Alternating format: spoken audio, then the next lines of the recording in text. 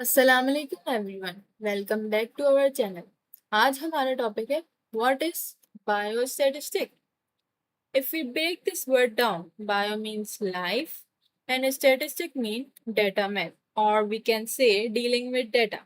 सो simply जब हम life science के डेटा को समझने के लिए मैथमेटिक्स के टूल्स यूज करते हैं तो उसको हम बायोस्टैटिस्टिक कहते हैं।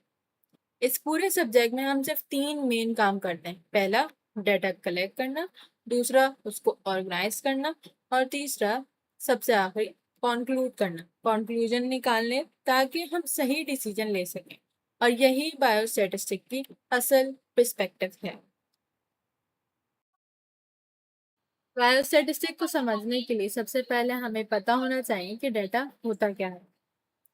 डाटा एक्चुअल में हमारी ऑब्जर्वेशन और वैल्यूज होती हैं और हमारी फील्ड में डाटा मेन दो कैटेगरीज में डिवाइड होता है।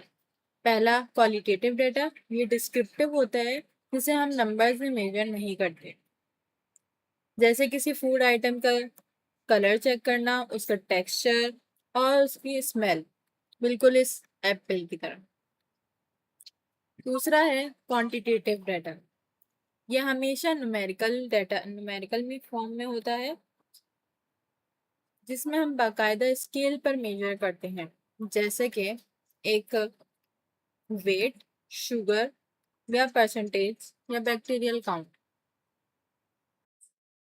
अब हम आते हैं अपने मेन पार्ट पर, अरेंजमेंट ऑफ डेटा। जब हम लैब में टेस्ट करते हैं तो हमारा डेटा जो है वो काफ़ी अनऑर्गेनाइज्ड होता है, जिसे हम रॉ डेटा कहते हैं। जैसे हमारे पास डिफरेंट जूसेस बैचेस में शुगर लेवल की एक मैसी लिस्ट बनी हुई है और उसको हमें सिंपल फॉर्म में करने के लिए हम इसको ऑर्डर्ड एरे में बनाते हैं, यानी नंबर्स को छोटे से बड़ी लाइन की तरफ ले जाएं। उसके बाद हम इसे मजीद क्लियर करने के लिए एक फ्रीक्वेंसी टेबल बनाते हैं।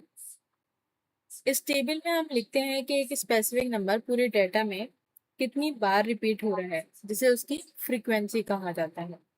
मैसी नंबर्स को इस तरह ऑर्गेनाइज करना ही अरेंजमेंट ऑफ डाटा कहलाता है।